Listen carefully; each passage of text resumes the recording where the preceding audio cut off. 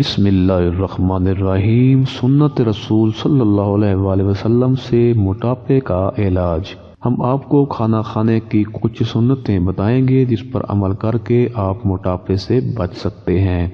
Number 1, खाने के शुरू में थोड़ा पानी पिएं और बीच में पिएं, आखिर में बिल्कुल मत पानी पिएं।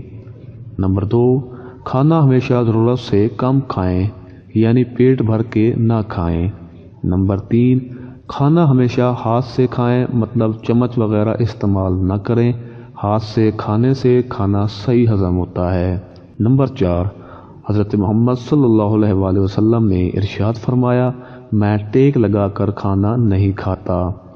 नंबर 5, जब भूख लगे जब ही खाएं, बगैर भूख के ना खाएं।